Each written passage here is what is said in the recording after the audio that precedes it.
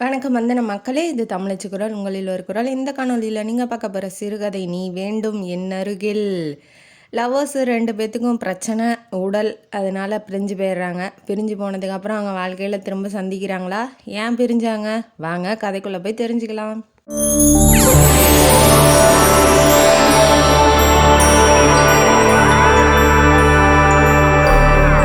இந்த கதையோட ஆரம்பத்தில் ஹீரோயினியான வினித்ராவை காமிக்கிறாங்க. வினித்ரா என்ன பண்ணுறாங்கன்னா, மயக்க நிலையில் ஒரு 5 ஸ்டார் ஹோட்டல் ரூம் மாதிரி இருக்குது, அந்த ரூமில் படுத்து கிடக்குறாங்க. அவங்களுக்கு என்ன ஆச்சு ஏதாச்சுன்னு தெரியல. அப்புறம் கண்ணை முழிச்சு பார்க்கும் போது ஏத்தாப்பில் யாருமே இல்லை.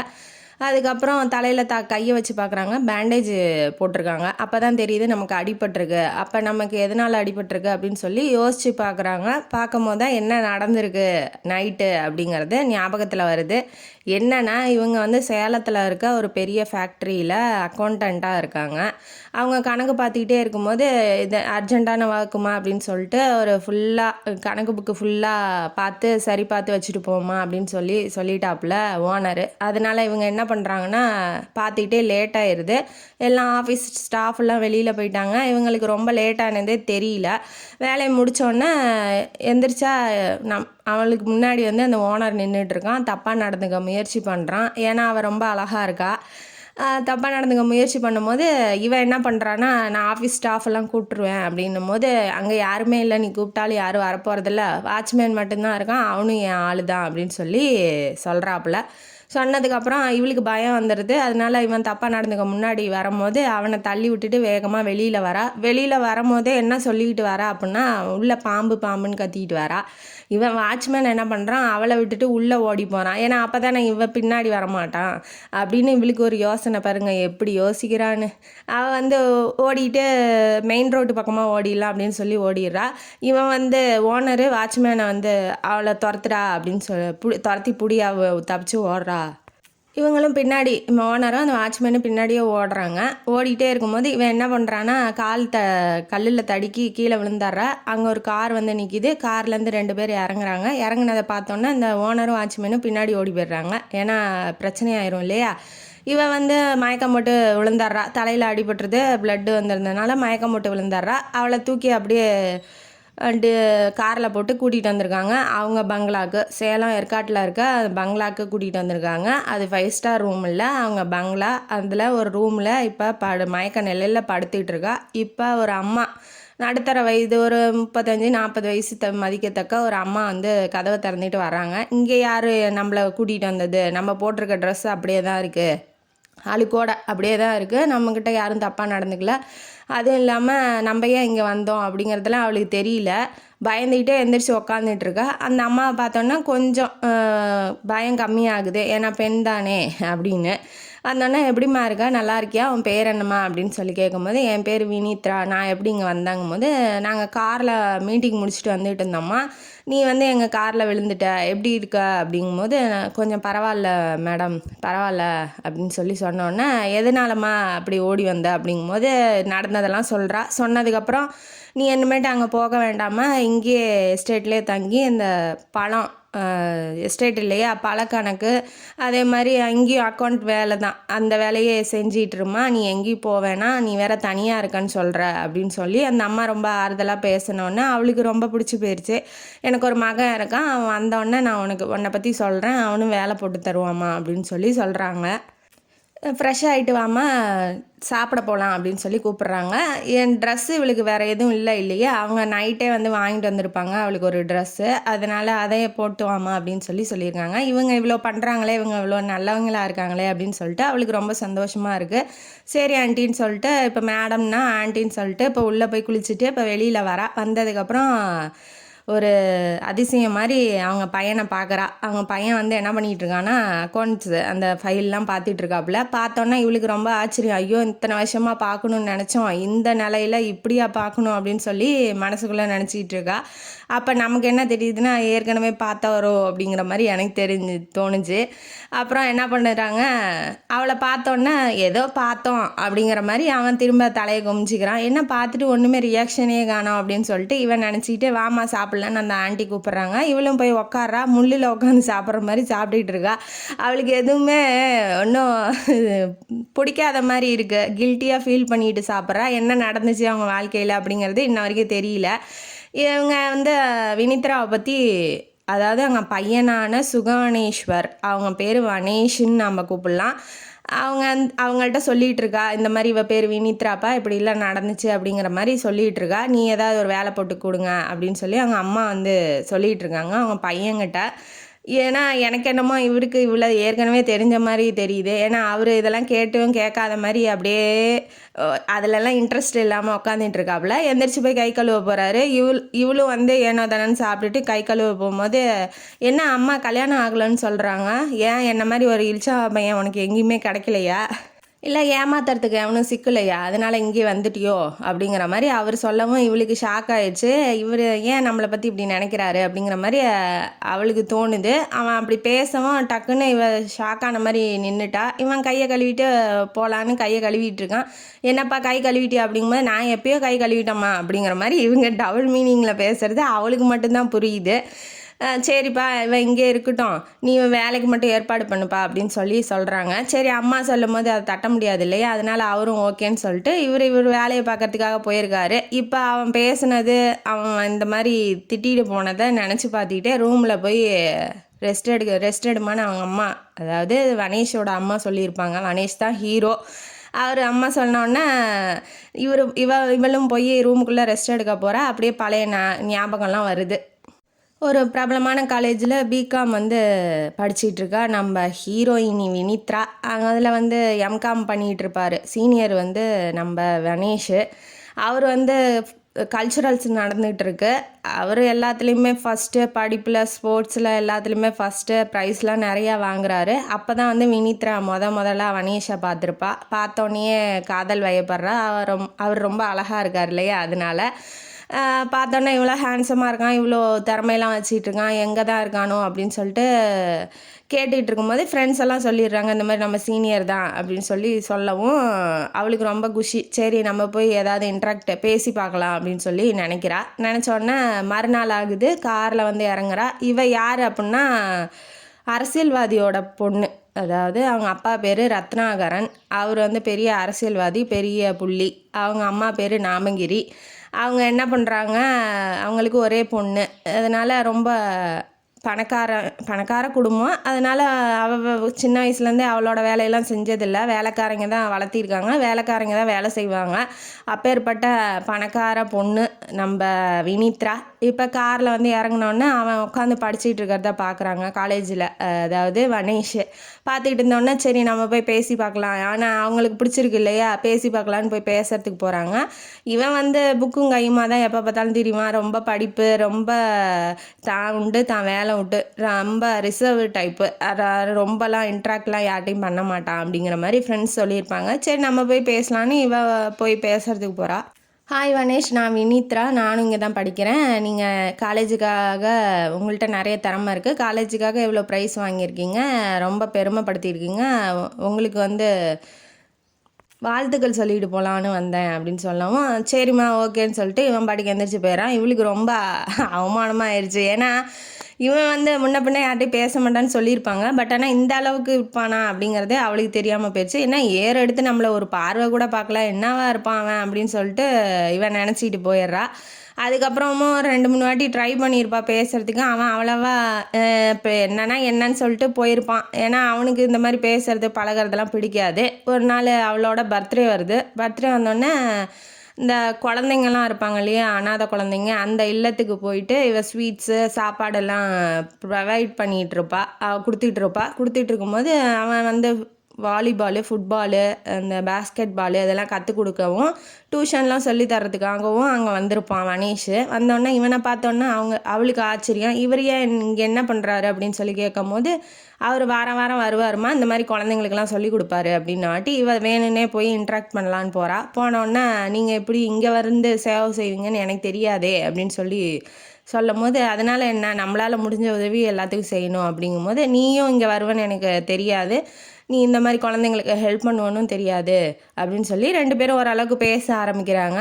அதுக்கப்புறம் ரத்த தானம், முகாம்லாம் நடத்தும் போது இவ போய் பிளட்டு டொனேட் பண்ணுறதும், அவளை பார்த்தோன்னா இவன் ஒரு மாதிரி சிரிக்கிறதும், அந்த மாதிரி இவங்களோட லவ் கொஞ்சம் கொஞ்சமாக போயிட்டுருக்கு. அப்புறம் கொஞ்சமாக போய் எனக்கு டவுட் இருக்குது பாடத்தில், கொஞ்சம் சொல்லி கொடுங்க அப்படின்னு சொல்லி இவ போய் அவன்கிட்ட சொல்லவும், அவனுக்கு வந்து சரி இவ நல்ல பொண்ணு, பணக்கார திமின்றலாம் இல்லை, பல பேர்த்துக்கு ஹெல்ப் பண்ணுறா அப்படிங்கிறதெல்லாம் அவன் மனசில் பதிஞ்சிருக்கு இல்லையா. அதனால இவனும் என்ன பண்ணுறான், சொல்லி கொடுக்க ஆரம்பிக்கிறான். அப்புறம் கொஞ்சம் கொஞ்சமாக காதல் வளருது. வளர்ந்தோடனே இவளுக்கு ரொம்ப பிடிச்சி போயிடுது. அவனுக்கும் சாதாரணமாக பேசுகிற மாதிரியே பேச ஆரம்பிக்கிறான்.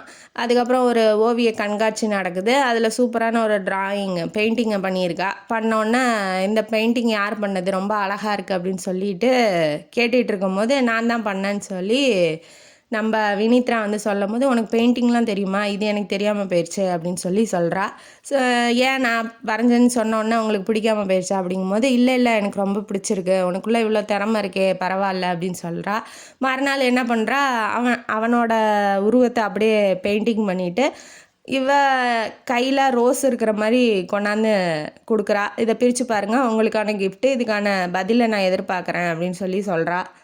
இவன் பிரித்து பார்க்கும்போது அதில் என்ன எழுதியிருக்குன்னா, இது என்னோட ரோஜா என்கிற என்னோட இதயம், அதை நீங்கள் வாங்கிக்கிறதும் வாங்கிக்காததும் உங்களோட விருப்பம், இது நான் உங்களுக்கு கொடுக்கணுன்னு ஆசைப்பட்றேன், அந்த மாதிரி ஒரு கவிதை மாதிரி எழுதி கொடுத்துருக்கா. கொடுத்தோடனே அவனுக்கு பார்த்தோன்னே இவன் நம்மளை லவ் பண்ணுறாளா அப்படிங்கிற ஒரு மாதிரி யோசித்து பார்க்குறான். விடிய யோசித்து பார்க்குறான், என்ன பண்ணலாம், என்ன பதில் சொல்லலாம் அப்படிங்கிற மாதிரி யோசித்து பார்த்துட்டு மறுநாள் என்ன பண்ணுறான், ஒரு க்ரீட்டிங் கார்டு வாங்கிட்டு நான் உன்னோட ரோஜாவை ஏற்றுக்கிறேன் அப்படிங்கிற மாதிரி லவ் பண்ணுறேன்னு ஒத்துக்கிறான். ஒத்துக்கிட்டோன்னா ரெண்டு பேரும் ஒருத்தருக்கு ஒருத்தர் காதலிக்கிறாங்க.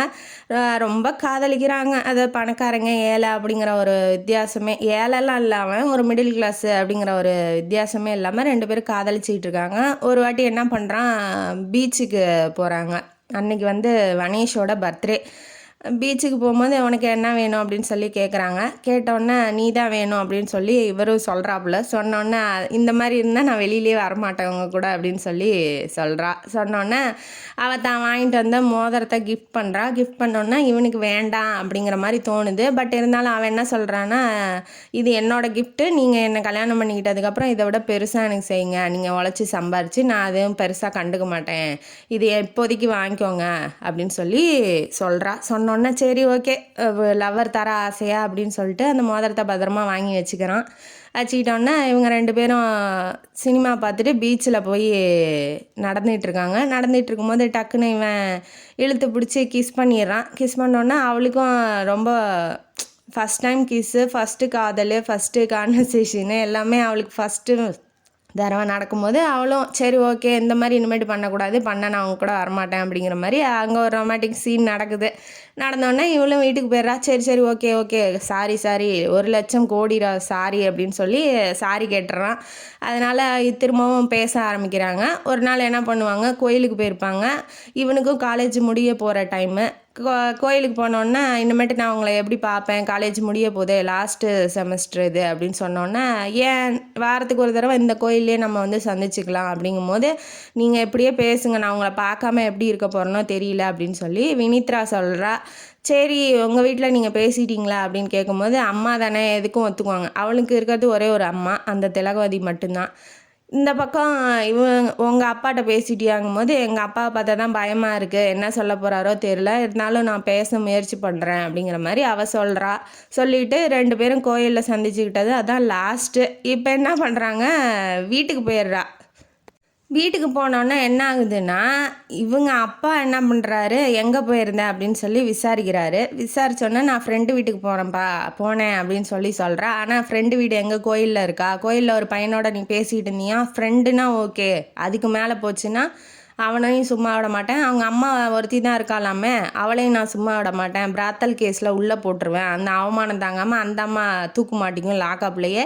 இவனும் வந்து அம்மாவை கொண்டுட்டோன்னு இவனும் வந்து தற்கொலை பண்ணிக்குவான். என்ன சொல்கிற, நீ வந்து நான் சொல்கிற பையனை தான், எதிர்கட்சிக்காரன் பையனை தான் நீ கல்யாணம் பண்ணிக்கணும், இல்லைன்னா நீ அவ்வளோதான், அவங்க குடும்பத்தையே நான் நிர்மூலமாக்கிடுவேன் அப்படின்னு சொல்லி மிரட்டினோன்னே இவன் என்ன சொல்கிறா அப்படின்னா, நான் செத்து போயிட்டா நீங்கள் என்ன பண்ணுவீங்க, செத்தாலும் பரவாயில்ல, நீ வந்து அவனை தான் கல்யாணம் பண்ணிக்கணும், நீ செத்து போனால் போய் தொலை, உனக்கு ஒரு சித்தி இருக்கா, அவனுக்கும் 3 பசங்க இருக்காங்க, அவனை நான் வாரிசாக அறிவிச்சுக்கிறேன் அப்படின்னு சொன்னோன்னே அவங்க அம்மாவுக்கு வந்து தூக்கி வாரி போட்டுருச்சு. சித்தி இருக்காளா, ஐயோ இன்னொரு ஒய்ஃபை வச்சுக்கிட்டு இருக்கான் அவன் அப்படின்னு சொல்லி அந்த அம்மாவுக்கு, அதாவது வினித்ராவோட அம்மாவுக்கு ஷாக் ஆயிடுச்சு. அந்த அம்மா மயக்கம் போடுற நிலைமைக்கு போயிட்டாங்க. ஏன்னா என்ன நடக்குதுங்கிறது நெருங்கிய உறவுக்கு தெரியல, சுற்றி இருக்கிறவங்களுக்கெல்லாம் தெரிஞ்சிருக்கு அந்த இவன் வந்து இன்னொரு பொம்பளையை வச்சுக்கிட்டு இருக்கான் அப்படிங்கிறது.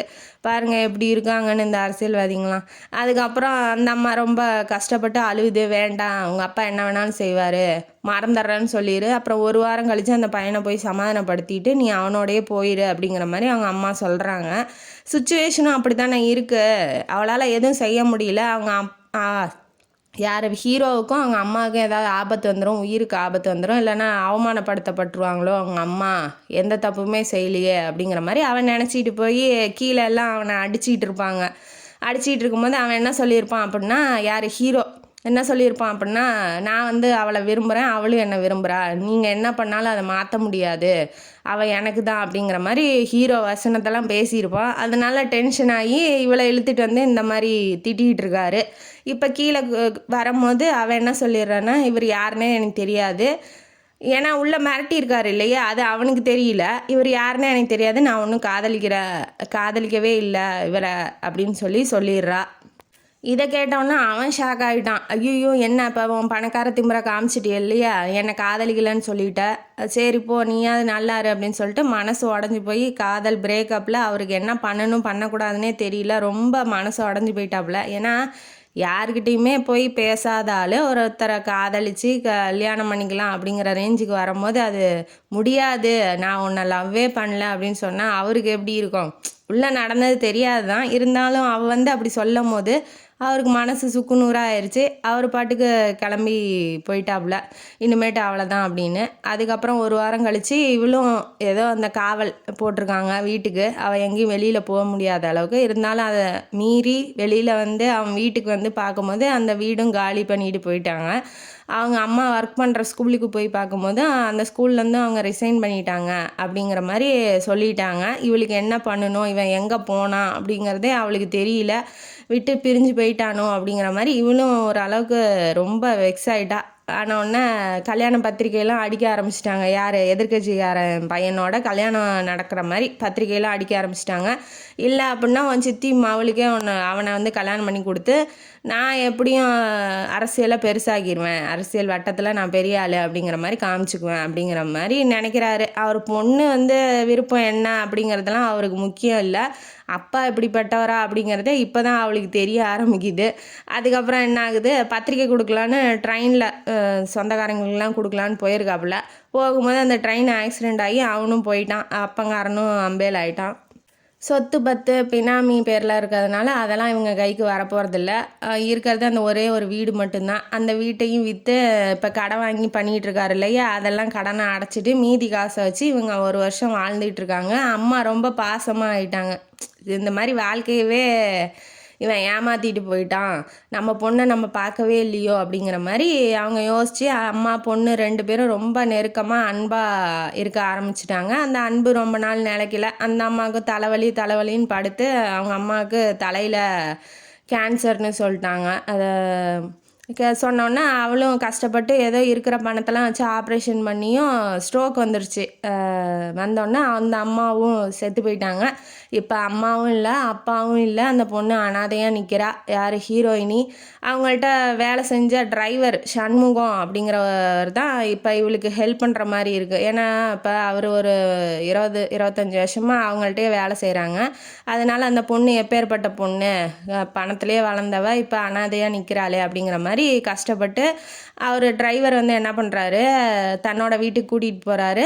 அவளும் வந்து இருக்கிற பணத்தை வச்சு ஓரளவுக்கு படித்து முடித்தோடனே நான் வந்து இப்படி சேலத்தில் இருக்க ஃபேக்ட்ரிக்கு போகிறேம்மா, வேலைக்கு கூப்பிட்ருக்காங்க அப்படின்னு சொல்லும் போது என்னையும் அங்கிள் சேர்த்து விடுங்க, நானும் வேலைக்கு போகிறேன் அப்படிங்கும்போது சரி வாமான்னு சொல்லி இவர் கூட்டிகிட்டு வந்து அங்கே சேர்த்தது தான்.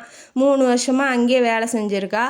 அந்த ஓனரோட பையன் வந்து என்னை கல்யாணம் பண்ணிக்கிறியான்னு கேட்டப்போ கூட அவள் வேணான்னு சொல்லிட்டா. ஏன்னா மனசுக்குள்ளே வனேஷ் இருக்கான் இல்லையா, அதனால் வேணான்னு சொல்லிட்டா. சொன்னதுக்கப்புறம் தான் இந்த சீன்லாம் நடந்திருக்கு. 3, 4 வருஷம் ஆச்சு அவனை பார்க்கவே இல்லை வனேஷ். என்ன ஆனா ஏதானானும் தெரியல. அவனோட நினப்பு மட்டுமே இருந்து வாழ்ந்துட்டு இருக்கா. இந்த கதையெல்லாம் யோசித்து பார்த்துட்டு எந்திரிச்சு அந்த அம்மா என்ன பண்ணுறாங்க, அதாவது வனேஷோட அம்மா என்ன பண்ணுறாங்க, நம்ம போய் ஹெல்ப் பண்ணலாம் அப்படின்னு சொல்லிட்டு எந்திரிச்சு போகும்போது உன் திங்ஸ் எல்லாம் எடுத்துகிட்டு வந்துட்டியாம்மா அப்படின்னு சொல்லி கேட்குறாங்க. இவள் கேர்ள்ஸ் ஹாஸ்டலில் தங்கியிருப்பா.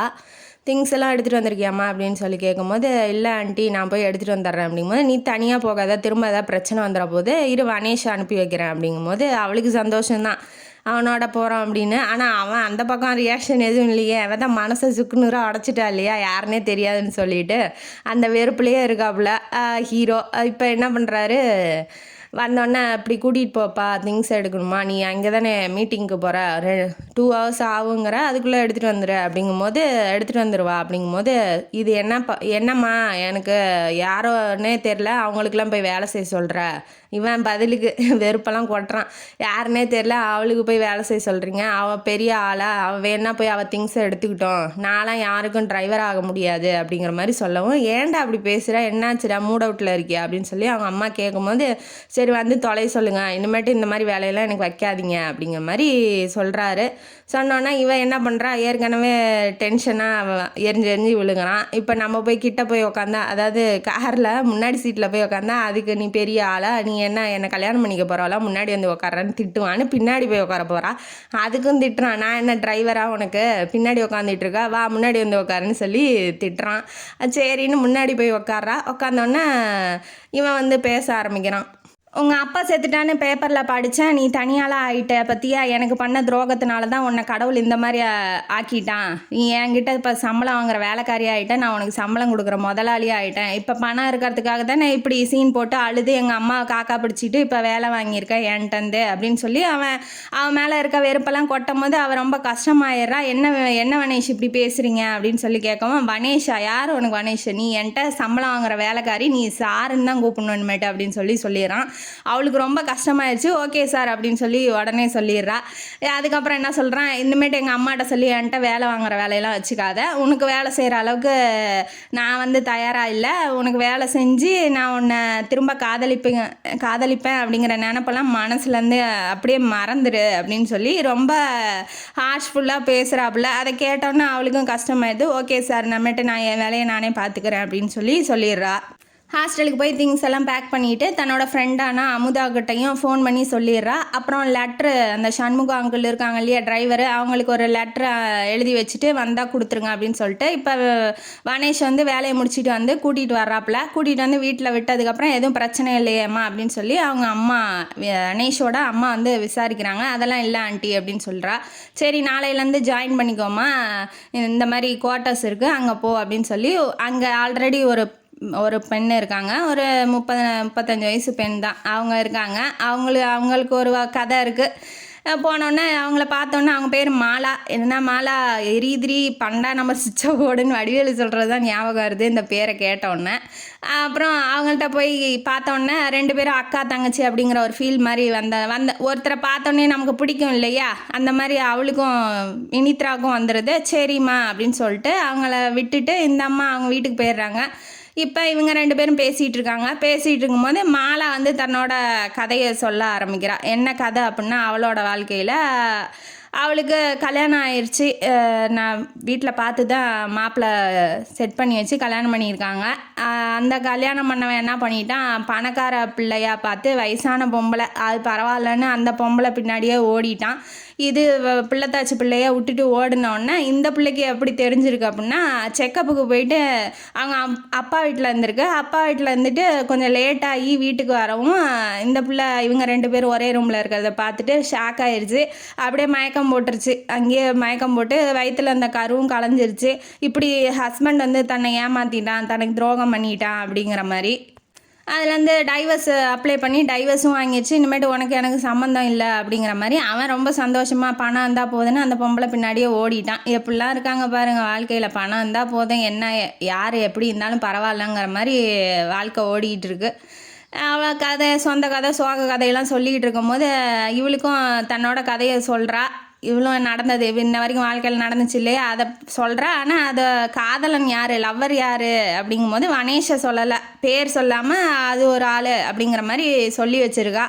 ஆனால் வனேஷும் இவளும் ஒருத்தருக்கு ஒருத்தர் பேசிக்கிறத பார்த்தா அவளுக்கு டவுட்டாக தான் இருக்குது. ஏன்னா எரிஞ்சு விழுக மாட்டான் யார்கிட்டையும் போய் அவனா வாலண்டியராக பேச மாட்டான். அப்படிங்கும்போது இவள்கிட்ட வந்து திட்டிகிட்டே இருக்கிறதும் இவள்கிட்ட பேசுகிறதும் அவளுக்கு மேலே பார்த்தோன்னா புதுசாக இருக்குது. அப்போ ஒருவேளை இவனாக இருப்பானோ அப்படின்னு சொல்லி அவளே கெஸ் பண்ணிக்கிறா. அதுக்கப்புறம் அங்கே இருக்க எஸ்டேட்டெல்லாம் போய் பார்த்துட்டு என்ன வேலை அப்படிங்கிறத கற்றுக்கிட்டு இருக்கா. அப்புறம் அந்த எஸ்டேட்டில் மலைவாழ் மக்கள்லாம் இருப்பாங்க இல்லையா, அவங்கள்ட்டலாம் ஒரு ஃபெடரேஷன் மாதிரி நடத்தி அந்த அம்மா யார் வனேஷோட அம்மா வந்து நடத்திட்டு அந்த மக்களுக்கெல்லாம் படிப்பறிவு சொல்லி கொடுக்கறதுக்கும் அந்த அந்த மக்களுக்கு ஏதாவது வசதி இல்லைன்னா அதை செஞ்சு கொடுக்கவும் கவர்மெண்ட்டுக்கிட்டேருந்து என்ன மாதிரி சலுகைகள்லாம் வாங்கலாம் அப்படிங்கிற மாதிரியும் அவங்க ஒரு சங்கம் மாதிரி நடத்தி வச்சுக்கிட்டு இருக்காங்க.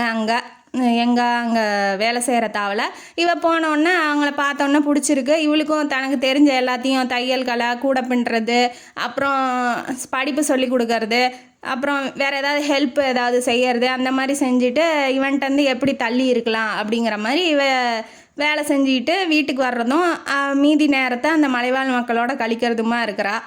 ஹீரோவோட பிறந்தநாள் வருது. பிறந்தநாள் வந்தோடனே இவங்க சாப்பிட கூப்பிட்ருக்காங்க வீட்டுக்கு. இவளுக்கு போகவே பயமாக இருக்குது. ஏன்னா அவன் எப்போ பார்த்தாலும் நம்மளை பார்த்தாவே எரிஞ்சு விழுகிறான் அப்படிங்கிற மாதிரி அவள் பயப்படுறா. இருந்தாலும் பரவாயில்லன்னு மாலை வலுக்கட்டாயம் பண்ணி கூட்டிகிட்டு போகிறா வீட்டுக்கு. கூட்டிகிட்டு போனோடனே அங்கே ஒரு பொண்ணு ரூபா அப்படிங்கிற ஒரு பொண்ணு வந்து வனேஷோட ரொம்ப நெருக்கமாக பேசிகிட்டு இருக்கிறதும் பழகிறதும் பார்த்தோன்னா இவ டென்ஷன் ஆயிடுறா. ஏன்னா லவ்வர் இல்லையா, அவன் இன்னொருத்தியோட பேசிகிட்டு இருக்கும்போது அவள் உள்ளுக்குள்ளேருந்து பொறாமை தீயில பொங்கினோடனே சரி இவ யாராக இருப்பா, இவையே இப்படி வந்து வலிஞ்சு பேசிகிட்டு இருக்கா, ஒருவேளை 2 பேரும் காதலிக்கிறாங்களோ இல்லை கல்யாணம் பண்ணிக்கிறாங்களோ அப்படிங்கிற மாதிரி இவன் நினச்சிக்கிட்டு இருக்கா. அந்த அம்மா இவங்கள பார்த்துட்டு வாங்க அவங்க சாப்பிட்டு முடிச்சிட்டாங்க, நீங்களும் வாங்க சாப்பிடுங்க அப்படின்னு சொல்லி கூப்பிட்றாங்க. இவளுக்கு போகவே விருப்பம் இல்லை. இந்த மாதிரி ஒரு சீனை பார்த்துட்டா இல்லையா, அதனால் அங்கே இருக்கவும் விருப்பம் இல்லை, அங்கே சாப்பிடவும் விருப்பம் இல்லை அந்த அம்மாக்கோசரம் என்ன பண்ணுறது அப்படின்னு சொல்லிட்டு இவளும் உள்ளே போகிறத அவளை பார்த்துக்கிட்டே இவன் என்ன சொல்கிறான், வா ரூபா நம்ம மேலே போய் பேசிகிட்டு இருக்கலாம் அப்படின்னு சொல்லி ஷோல்டர் மேலே கையை போட்டுக்கிட்டு கூட்டிகிட்டு போகிறத பார்த்தோன்னா இவளுக்கு அப்படியே மனசெல்லாம் உடஞ்சி நொறுங்கி சுக்குநூறாக ஆயிடுச்சு. சரி இவன் வாழ்க்கையை இவன் பார்க்குறான் நாட்டங்குது, நம்ம கஷ்டப்படுத்திட்டோம், அதனால் வேற ஒரு பொண்ணை காதலிச்சு கல்யாணம் பண்ணிக்க போகிறாராட்டங்குது, பரவாயில்ல அவராது நல்லா இருக்கட்டும் அப்படின்னு தான் நினைக்கிறாள் ஒழிஞ்சு. இவ வந்து கொஞ்சம் பொறாமையாக தான் இருக்குது. இருந்தாலும் சரி நம்ம பண்ணதுக்கு அவர் பண்ணுறதும் ஒன்றும் தப்பு இல்லையே அப்படின்னு சொல்லிட்டு நினச்சிக்கிட்டு போய் உட்காந்து சாப்பிட்றா. ஏதோ ஏனோ தானோன்னு சாப்பிட்றா. அப்போ அந்த அம்மா வந்து ரூபாவை பற்றி சொல்கிறாங்க. 2 பேரும் வந்து காலேஜில் தான் மீட் பண்ணாங்க. அவர் பாதியில் கிளம்பி வந்துட்டார் இல்லையா, செமஸ்டர் எழுதலை, அதனால கோயம்புத்தூரில் இருக்க காலேஜில் வந்து போய் படிச்சிருப்பாப்புல. அந்த மாதிரி படிச்சுட்டு இருக்கும்போது இவ ரூபா வந்து பக்கத்து வீட்டிலையே இருந்தாங்க. பக்கத்து வீட்டிலேருந்து பழக்கம் சின்ன வயசுலேருந்தே தெரிஞ்சவங்க பக்கத்து வீட்டில் இருக்கிறவங்க. அதனால் அங்கேயும் வந்து காலேஜில் மீட் பண்ணியிருக்காங்க. 2 பேரும் ஒருத்தருக்கு ஒருத்தர் பேசியிருக்காங்க. ஃப்ரெண்ட்ஸ் மாதிரி ரொம்ப க்ளோஸ் ஃப்ரெண்ட்ஸு. அவங்க வீட்டில் இருக்கவங்களும் ரொம்ப நல்லவங்க. என்கிட்ட வந்து கல்யாணம் பண்ணி வச்சிடலாமா அப்படின்னு சொல்லி பேசியிருக்காங்க. இவங்க 2 பேரும் ஓகேனா கல்யாணம் பண்ணுற ரேஞ்சில் இருக்கோம் அப்படிங்கிற மாதிரி அந்த அம்மா சொல்லவும் இவளுக்கு ஃபுல்லாகவே கன்ஃபார்மே ஆயிடுச்சு. சரி ரூபாவை தான் வந்து கல்யாணம் பண்ணி வைக்க போகிறாங்க அப்படிங்கிற மாதிரி நினச்சிக்கிட்டு வீட்டுக்கு போயிட்டு ரொம்ப அந்த குவார்ட்டர்ஸில் இருக்க ரூமுக்கு போனோன்னா ரொம்ப அழுதுகிட்டே இருக்கா. மாலாக்கு ஒன்றும் புரியல, ஏன் என்னாச்சு அப்படிங்கும்போது உண்மையை சொல்லிடுறா. சொன்னோன்னே சரி நான் போய் அந்த அம்மாட்ட சொல்லவா, இந்த மாதிரி காதலிச்சா இந்த மாதிரி ஆயிடுச்சு வாழ்க்கையில், அவங்க அப்பானால தான் விட்டா, இல்லை வேண்டாம் அவர் இப்போ தான் வந்து சந்தோஷமாக இருக்கார், அவர் வாழ்க்கையை தொடங்க போகிறாரு, வேண்டாம் நான் போய் குறுக்கால நின்று பழசெல்லாம் கிண்டி கிளறி அவர் வாழ்க்கையை வந்து கஷ்டப்படுத்த விரும்பலை, நான் கெட்டவளாகவே இருந்துட்டு போகிறேன், விடு மாலா அப்படின்னு சொல்லி அவளை வந்து இனிமேட்டு போய் சொல்லக்கூடாது, ப்ராமிஸ் பண்ணு அப்படின்னு சொல்லி ப்ராமிஸ் வாங்கிக்கிறா. மறுநாள் என்ன ஆகுது அப்படின்னா அந்த ரூபாங்கிற பொண்ணு என்ன பண்ணுதுன்னா ரமணி அப்படிங்கிற ஒருத்தன்ட்ட நின்று க்ளோஸாக பேசிகிட்டு இருக்கு. அவள் வந்து பார்த்துட்டு என்ன இந்த பொண்ணு இவர்கிட்ட நின்று பேசிகிட்டு இருக்குன்னு ஸ்கூட்டியை தள்ளிக்கிட்டு போவா. ஏன்னா எஸ்டேட்டு சுற்றி பார்க்க போயிருக்கா, மருந்தடிச்சிருக்காங்களா அப்படின்னு சொல்லி பார்க்கறதுக்கு, செடிங்களுக்கெல்லாம் பார்க்கறதுக்கு போயிருக்கா. ஸ்கூட்டியை தள்ளிக்கிட்டு போகும்போது அங்கே நின்றுட்டுருக்கான் ஹீரோ வனேஷ். நின்றுட்டு இருந்தோடனே என்ன இந்த பக்கம் என்ன பார்க்கலாம், என்ன பின்னாடியே ரூபாவும் நானும் என்ன பண்ணுறோன்னு வேவ் பார்க்கறதுக்காக வந்தியா அப்படின்னு சொல்லி கேட்குறான். அவன் டென்ஷனில் கத்துனோன்னே எனக்கு இதுதான் வேலையா, எனக்கு இந்த வேலையெல்லாம் இல்லை, எனக்கு வேறு வேலை இருக்குது அப்படின்னு சொல்லிட்டு போகும்போது அவளை என்ன பண்ணுறான்னா இழுத்து பிடிச்சி ஹக் பண்ணிக்கிறான். ஹக் பண்ணோன்னே இவளுக்கு ஒன்றுமே புரியல, எதனால் இப்படி பண்ணுறான், ஏன் இப்படி பண்ணுறாங்கிறது புரியல. ஆனால் பழைய லவ் அப்படியே மனசுக்குள்ளேயே இருக்குது. அவன் ஹக் பண்ணும்போது அந்த லவ் வந்து முளைச்சி வெளியில் வருது. இவளும் ஓரளவுக்கு ஹக் பண்ணிக்கிறான். அவன் ரொம்ப நல்லா இறுக்கமாக பண்ணவும் சரி உண்மையை புரிஞ்சுக்கிட்டாராட்டங்குது, நம்ம நல்லவன்னு தெரிஞ்சுக்கிட்டாராட்டங்குது, நம்மளை காதலிக்கிறாராட்டங்குது அப்படின்னு எக்ஸ்ட்ரீம் லெவலுக்கு இவ யோசிச்சு இவ மெய் மறந்து எங்கேயோ போயிட்டா. போனோடனே இவன் காது பக்கமாக வந்து மெதுவாக சொல்கிறான், இதெல்லாம் ஒரு சின்ன நடிப்பு தான், ரொம்ப ஓவராக இமேஜினேஷன்லாம் பண்ணாத, என்ன ஹக் பண்ணோன்னே காதல் ரேஞ்சுக்கு ஃபீல் பண்ணுற அப்படிங்கிற மாதிரி அவன் கிண்டல் பண்ண ஆரம்பிச்சிட்டான். அதுவும் இல்லாமல் இன்னொன்று சொல்லிடுறான். என்ன சொல்லிடுறான்னா, யார் ஹக் பண்ணாலும் இந்த மாதிரி காதல் ரேஞ்சுக்கு ஃபீல் பண்ணி அப்படியே மெய் மறந்து போயிடுவியோ அப்படிங்கிற மாதிரி அவன் கேரக்டரையும் சேர்த்து, அவளோட கேரக்டரையும் சேர்த்து பேசும்போது அவள் டென்ஷன் ஆயிடுறா. நம்ம ஏன் இப்படி இருக்கோம், தன்மானத்தை இழந்து இப்படி ஏன் நிற்கணும், நமக்கு ஏன் கோபம் வரல, அதெல்லாம் வந்து அவளுக்கு மனசில் முத்தியில் தோணுது, மனசுக்கு தோண மாட்டேங்குது. பிடிச்சவன் வந்து ஹக் பண்ணும்போது அவளால் என்ன பண்ண முடியும், ஒன்றும் பண்ண முடியல. அது இல்லாமல் அவன் பேசுகிறத தடுத்து பேசினாலும் அவன் புரிஞ்சிக்க மாட்டேங்கிறான். உண்மை எதுன்னு தெரிஞ்சுக்கிறதுக்கு அவன் விருப்பம் இல்லைங்கும் போது நம்ம என்ன பண்ண முடியும் அப்படின்னு சொல்லிட்டு எனக்கு வேலை இருக்குன்னு சொல்லிட்டு அவள் வெளியில் அவன் பேசினதெல்லாம் அப்படியே காதில் வாங்கிட்டு திரும்ப போய் அந்த ரூமில் போய் படுத்திட்டு அழுகிறா. அவளுக்கு வேறு வழி இல்லை இல்லையா, அவன் எதுவுமே கேட்கறதுக்கு தயாராக இல்லாம போது அவள் அழுக தான் செய்கிறா, வேறு ஒன்றும் பண்ணல. அப்புறம் மறுநாள் என்ன பண்ணுறா, ஸ்கூட்டி எடுத்துகிட்டு வரும்போது நாய்க்குட்டி ஒன்று ஓடையில் தவறி விழுந்துருச்சு. அந்த நாய்க்குட்டி யாரோடது அப்படின்னு சொல்லி கேட்கும் போது அங்கே மலை மேலே ஸ்ரீதர்னு ஒருத்தர் இருக்காரு, அவரோடதுங்கம்மா அப்படின்னு சொல்லிட்டு சொல்லிட்டு போகிறாங்க. அப்படியே தூக்கிட்டு அந்த நாய்க்குட்டியை தூக்கிட்டு போகிறா, அந்த ஸ்ரீதர் இருக்க வீட்டுக்கு போகிறா. போனோன்னே இது உங்களோடதா சார், அங்கே விழுந்துருச்சு அப்படிங்கும் போது ஆமாம்மா தேங்க்யூ, வாங்க உள்ளே வாங்கலாம், டீ சாப்பிடுங்க, காஃபி சாப்பிடுங்கன்னு கூப்பிட்றாங்க. அவளுக்கு பயமாக இருக்குது, இருந்தாலும் சரி கூப்பிட்றாங்க, நன்றியோட தானே, நீங்கள் இவ்வளோ பண்ணியிருக்கீங்க, நான் டீ காஃபி கூட கொடுக்கக்கூடாதா அப்படிங்கும்போது இவள் உள்ளே போய் டீ காஃபிலாம் குடிச்சிக்கிட்டு டீ மட்டும் குடிக்கிறா, அவன் காஃபி குடிக்கிறான். டீ குடிச்சிட்டு நீங்கள் உங்களை பார்த்துருக்கேன், நீங்கள் அவள் மாலா கூட வர்றவங்க தானே டெய்லி அப்படின்னு சொல்லி கேட்குறாப்புல. ஆமாம் சார், உங்களுக்கு எப்படி தெரியுங்கும் போது நானும் அந்த ஃபேக்ட்ரியில் தான்மா வேலை செய்கிறேன், வேறு டிபார்ட்மெண்ட்டு அப்படின்னு சொன்னோன்னே ஓ அப்படியா சார், மாலா உங்களுக்கு எப்படி தெரியும் அப்படின்னு கேட்கும்போது அவன் உண்மையை சொல்லிடுறான். இந்த மாதிரி நானும் டிவோர்ஸி தான், எனக்கும் டிவோர்ஸ் ஆயிடுச்சு, நானும் போய் காதலிக்கிறேன், நீங்கள் கல்யாணம் பண்ணிக்கலாமா, அவளும் டிவோர்ஸுன்னு தெரியும் எனக்கு, அதனால் காதலிக்கிறேன், கல்யாணம் பண்ணிக்கலாமான்னு கேட்டேன். ஆனால் அவள் ஒத்துக்க மாட்டேன்ட்டாமா, கொஞ்சம் எனக்காக பறிஞ்சு பேச முடியுமா அப்படின்னு சொல்லி, ஃப்ரெண்டு தானே நீங்கள், என்னை பற்றி கொஞ்சம் சொல்லுங்களேன் அப்படின்னு சொல்லி சொல்கிறாப்புல. சொன்னோன்னே சரி பார்க்க நல்லவராக இருக்கார், நல்லா டீசெண்டாக இருக்கார், நல்லபடி தானே நம்மள்கிட்ட பேசி நடந்துக்கிறாரு, அதனால் அவளுக்கும் எந்த அப்ஜெக்ஷனும் இல்லை, என்னால் முடிஞ்சதை நான் செய்கிறேங்க அப்படின்னு சொல்லிட்டு இவள் வெளியில் சிரிச்சுக்கிட்டே சரி நாங்கள் போயிட்டு வரோங்க சார்னு அப்படின்னு சொல்லி சிரிச்சுக்கிட்டு பேசுகிறா. அதை வந்து கீழே வந்து ஹீரோ பார்த்தோன்னா இப்போ அவன் ஆல்ரெடி காண்டில் இருக்கானா, இவன் வேற இவன்கிட்ட பேசிகிட்டு இருக்கதை பார்த்தோன்னா அவன் டென்ஷன் ஆகிட்டு ஐயோயோ என்னடா அது, இவன் மூஞ்சிலேயே முழிக்கக்கூடாதுன்னா திரும்ப திரும்ப வந்து இவனே நிற்கிறானே என்ன பண்ணுறது அப்படின்னு சொல்லிட்டு ஸ்கூட்டி வேற அவன் காருக்கு பின்னாடி இருக்கு, இவன் அந்த காரை தாண்டி போய் தான் அந்த ஸ்கூட்டியை எடுக்கணுங்கும் போது இவன் எதுவுமே பேசல. கிராஸ் பண்ணி போகும்போது ஏய் நில்லு, அங்கே என்ன பேச்சு உனக்கு, அவன்கிட்ட என்ன பேச்சு உனக்கு, ஏன் இன்ன வரைக்கும் காதலிச்சு மயக்கின ஆள்லாம் பத்தாதுன்னு இப்போ அவனை பிடிச்சிக்கிட்டியா அப்படின்னு சொல்லி கேட்குறாப்புல. அவருக்கு வந்து உள்ளேருந்து காதல் பொறாமை தீ பற்றிக்கிட்டு எரியுது, அவரால் கண்ட்ரோல் பண்ண முடியல. அங்கே என்ன இழிச்சு பேசுகிற, நீ அங்கெல்லாம் போய் பேசக்கூடாது, அவன் எப்பேற்பட்ட ஆள் தெரியுமா அப்படிங்கும் போது நான் யார்கிட்ட பேசணும் பேசக்கூடாதுன்னு சொல்கிற ரைட்ஸ்லாம் உங்களுக்கு கிடையாது சார் அப்படின்னு சொல்லி சொல்கிறா.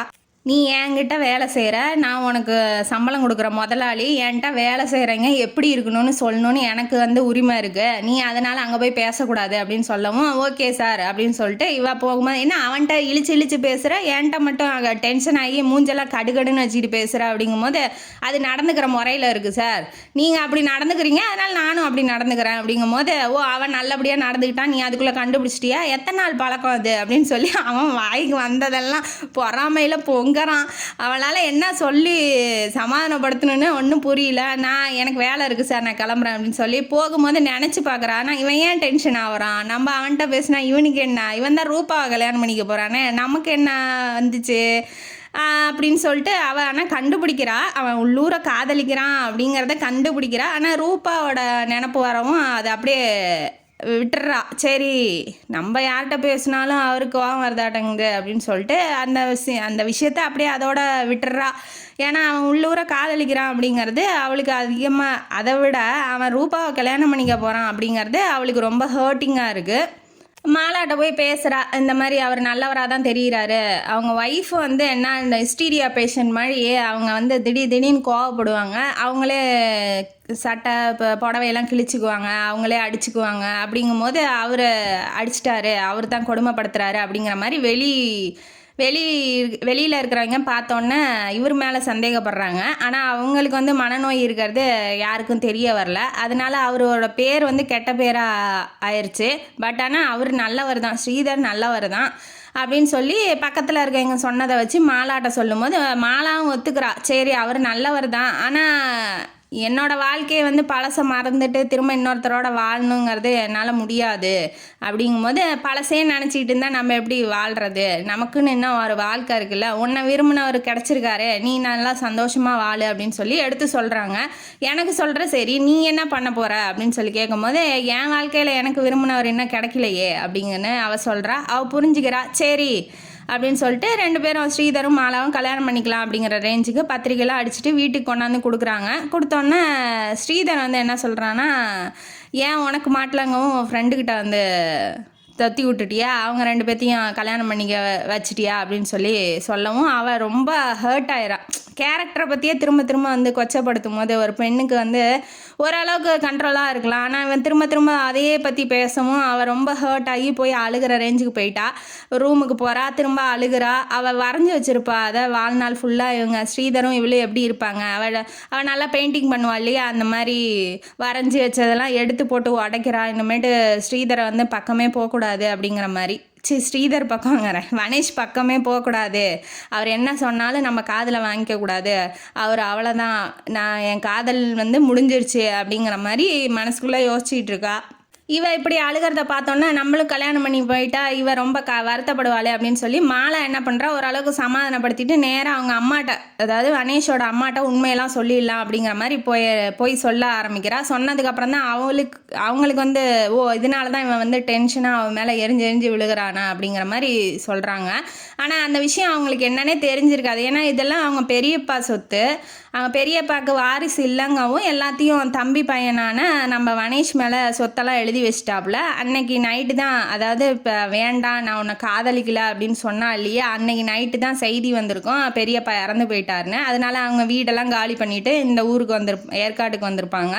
வந்துட்டு நடக்கிற சீன் தான் இப்போ எல்லாமே, இப்போ கதையில் வந்தது எல்லாமே. அதுக்கப்புறம் இவங்க என்ன சொல்கிறாங்கன்னா மாலாட்ட, ஆமாம் இவ ரூபாவும் வனேஷும் ஒருத்தருக்கு ஒருத்தர் காதலிக்கல, அவங்க நட்பாக தான் பழகுறோன்னு சொல்லிட்டாங்க, கல்யாணம் பண்ணிக்க மாட்டேன்னு சொல்லிட்டாங்க, அதனால் இவன் இன்னமும் அந்த பொண்ணை தான் மனசில் நினச்சிட்டு இருக்கான் நாட்டக்குன்னு, வா உண்மையெல்லாம் போய் சொல்லிடலாம் அப்படின்னு சொல்லிட்டு 2 பேரும் கிளம்ப போகும்போது வாசு கதவை தட்டுற சத்தம். அது யார் அப்படின்னு வாசலில் ரூபாவும் அமுதாவும் நிற்கிறாங்க. அமுதா யார் அப்படின்னா ஹாஸ்டலில் வினித்ரா கூட தங்கியிருந்தா இல்லையா, அந்த பொண்ணு வந்து நிற்கிது. அதுவும் அதே உண்மையை சொல்லவும் வாங்க எல்லாரும் உள்ளே போய் வனேஷ்கிட்ட சொல்லலாம் அப்படிங்கும்போது வனேஷ் என்ன சொல்கிறான்னா, இதெல்லாம் அவள் சொல்ல சொன்னாளா, அவள் நடித்தாளா, அவங்கள்ட்ட வந்து அழுதாளா அப்படின்னு சொல்லி கேட்கும்போது, நாங்களாம் சொல்கிறது பொய்னே வச்சுக்கோ, அமுதாவுக்கும் ஒன்றை தெரியாது இல்லையா, அவளோட தான் தங்கியிருக்கா வினித்ரா 3 வருஷமாக, ஃப்ரெண்டு மாதிரி தானே பேசியிருக்க வாய்ப்பு இருக்குது. அப்போ நான் வந்து உனக்கு சொந்தக்காரிங்கிறது அமுதாவுக்கு தெரியாது, அதாவது ரூபா வந்து சொந்தக்காரி, அதாவது ஃப்ரெண்டு மாதிரி பக்கத்தில் இருந்து பழகியிருக்கோம் அப்படிங்கிறது அவளுக்கு தெரியாது இல்லையா, அதனால் இவ சொல்கிறதையாவது நம்பு அப்படிங்கும் போது அவன் கொஞ்சம் கொஞ்சமாக உண்மையை உணர ஆரம்பிக்கிறான். நம்ம பண்ணது தப்பு தான், அவளை வந்து ஹர்ட் பண்ணிட்டோம் ரொம்ப, இப்போ காதலை போய் சொன்னால் கூட அவள் ஏற்றுக்குவாளா என்னன்னு தெரியலையே, அந்த அளவுக்கு மனசை உடச்சி விட்ருக்கோம் அப்படின்னு சொல்லி நினைக்கிறான். என்ன ஆனாலும் பரவாயில்ல, அவளை எப்படியாவது சமாதானப்படுத்திடணும் அப்படின்னு சொல்லிட்டு அவள் ரூமுக்கு போகிறான். அவள் அழுது ரொம்ப டயர்டாகி போய் கிடக்கிறா. ரூமுக்கு போனோடனே இவ திரும்பி வந்துட்டான், திட்டு ஏதாவது சொல்ல போகிறானோ அப்படின்னு சொல்லி பயத்திலே நின்றுட்டுருக்கா வினித்ரா. இவன் வந்து சொன்னோன்னே, சாரி என்னை மன்னிச்சிரு, இப்போ தான் உண்மை தெரிஞ்சிச்சு, எல்லாரும் சொன்னாங்க இந்த மாதிரி உங்கள் அப்பா தான் சொல்ல சொன்னாருன்னு, என்னை மன்னிச்சிரு, நான் ரொம்ப உன்னை ஹர்ட் பண்ணிட்டேன்னா, லட்சம் கோடி சாரி, என்னை மன்னிச்சிரு, உண்மையிலே உன்னை காதலிக்கிறேன், அதனால தான் இன்ன வரைக்குமே யாரையுமே கல்யாணம் பண்ணிக்க முடியல, என்னால் காதலிக்கவும் முடியல அப்படின்னு சொல்ல உடனே இவன் உண்மையிலே என்ன சொல்கிறானா அப்படின்னு முழிச்சு நின்று பார்த்துக்கிட்டே இருக்கும்போது ஓடி வந்து ஹக் பண்ணிக்கிறான். என்னை மன்னிச்சிரு வினி, மன்னிச்சிரு, நான் இன்ன வரைக்கும் பண்ணதெல்லாம் தப்பு தான், நான் உன்கிட்ட எத்தனை தடவை சாரி கேட்டாலும் என்னால் மீள முடியாது அதுலேருந்து சாரி வினி அப்படின்னு சொல்லும் போது அவளுக்கும் உள்ளூர காதல் இருக்கு இல்லையா, என்னதான் ஹர்ட் பண்ணாலும் அவனை தவிர வேற யாரையும் காதலிச்சு கல்யாணம் பண்ணிக்க போகிறதில்ல, இவனும் அப்படி தான் இருக்கான். அப்போ 2 பேரும் ஒன்றா சேர்றதுதானே கரெக்டு அப்படின்னு சொல்லிட்டு ஒன்றா சேர ஆரம்பிக்கிறாங்க. ரூபாவை பற்றின நினப்பு வருது. ஏன் காதலிச்சேன் நீங்கள் கல்யாணம் பண்ணிக்க போகிறேன், நீங்கள் ஏன் கல்யாணம் பண்ணிக்கலையாங்கும் போது அவன் என்ன பண்ணியிருக்கான்னா ரமணியை காதலிச்சிருக்கா. 2 பேர்த்துக்குள்ளே சண்டை வந்திருக்க.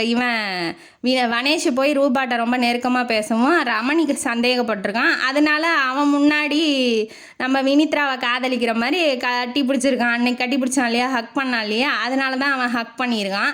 இது தெரியாமல் அவளை வெறுப்பேற்றுறதுக்கு நம்மளை வந்து ஹக் பண்ணுறான் அப்படிங்கிற மாதிரி இவ தப்பாக நினச்சிருப்பா. இப்போ மிஸ் அண்டர்ஸ்டாண்டிங்ஸ்லாம் எல்லாம் சரியாக போய் காதலர்கள் 2 பேரும் ஒன்று சேர்றாங்க.